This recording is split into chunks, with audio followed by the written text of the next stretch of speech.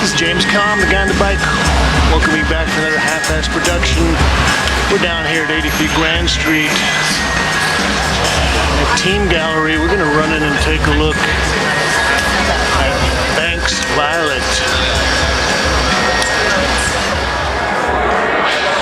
Well, the title of this show is not yet titled. And as you can see, it looks like Banks has got quite a following here. Kind of unusual. They've got all the pieces hung about 2 feet below eye level.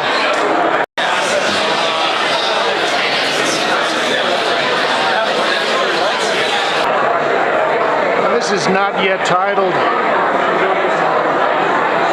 2008-2009. Graphite on paper mounted on aluminum.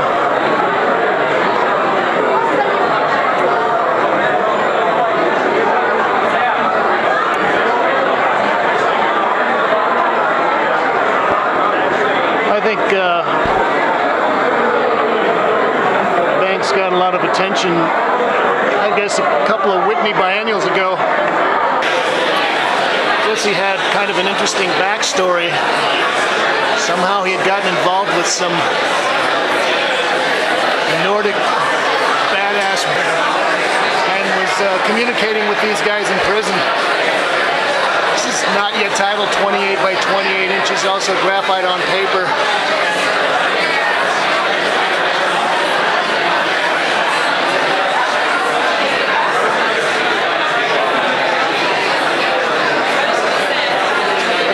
What came out of that is that,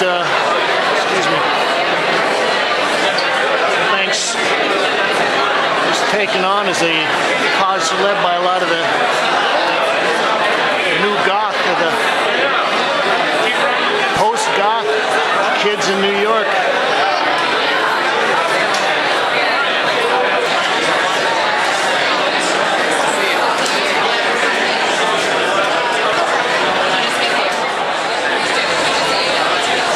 Some more graphite on paper here.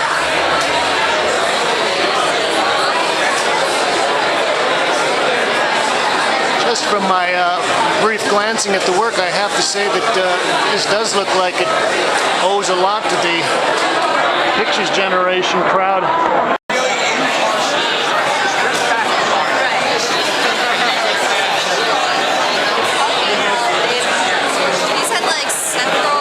This stuff could fit in with Robert Longo real easy. What do you think of the work? I think it's great.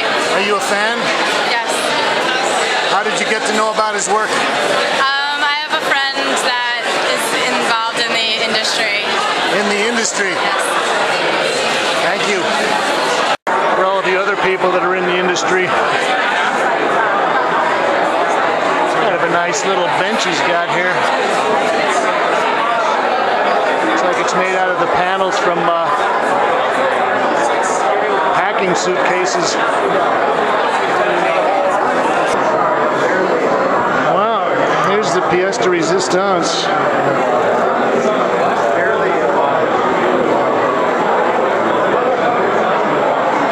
I believe this is called Zodiac.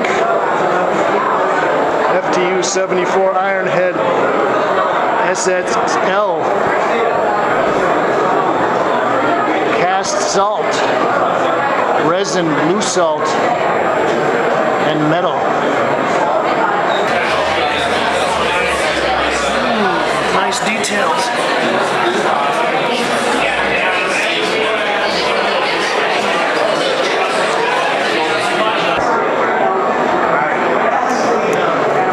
What do you think of the piece?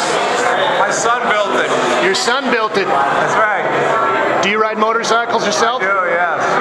Is this based on a motorcycle that he has? Is he a Harley fan? Violette's friend, he died on that motorcycle.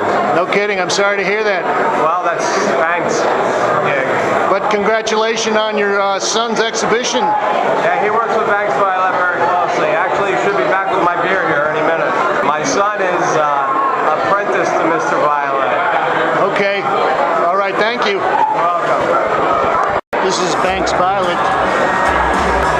We're at Team Gallery at 83 Grand Street. Street.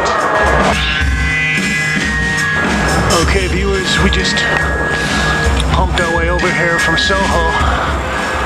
We're on West 26th Street. We're gonna try to run in here at Mitchell-Innes Nash and catch some of the Jessica Stockholder sailcloth tears. Oh, I believe this is Gracie Mansion. Jay Gorney. Jessica Stockholder is a fairly interesting artist. She works in a unique area somewhere between assemblage, sculpture, and painting. But I think whichever category you would want to put her in, one of the things that you would have to say is that she's definitely dealing with color. I'm looking at the little handout from the reception desk, and I guess these pieces are not titled, but I'll just read a little bit of the materials here. Wooden surfboard, metal flashing wire cable, metal weight, rooster lamp, metal table stand, metal pot, cake pedestal, plastic parts, light bulb, power bar, electric cord, oil paint, enamel paint, hardware, plastic, shower curtain, fragment with grommet carpet, fabric tape, blue foam, and metal pole.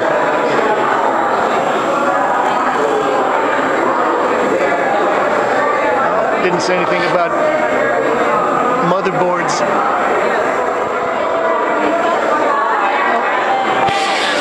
There's something about the work that's kind of cheery. Maybe it's her bright colors or the use of the lighting really juices things up. Oh, now we're talking to Jonathan Felchu, and you're an abstract painter yourself? Yeah. And what do you think of Jessica's work? I've always liked it. I think this is a good show, representative of the way that she's been working for a number of years. It's kind of a little bit cleaner and less chaotic, more focused on individual pieces. Where do you think she fits in the realm between, say, sculpture, assemblage, painting?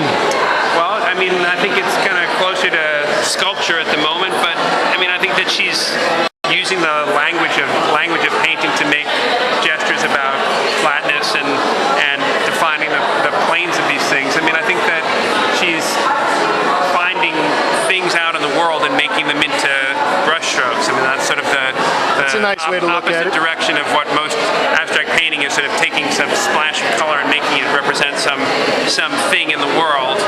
She's taking the real world and sort of turning it into an abstract painting. Thanks, Jonathan. All right. Looks like we got Jerry showed up.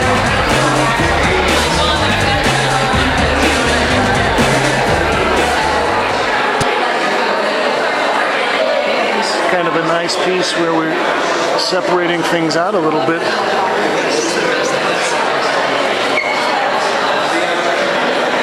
The great thing about work like this is that it really takes the gallery and makes the gallery like the canvas or the sculptural plinth for the work.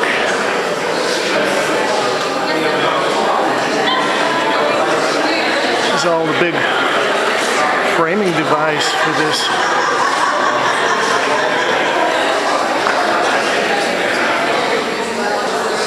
I think there's also a kind of poetry of materials here. She's using a very industrial thing like this plastic sheeting with the grommets and rivets. She's got this fake fur with the very obvious paint strokes on there. And here at the bottom we're back down to the pathetic. Somebody's old wool socks.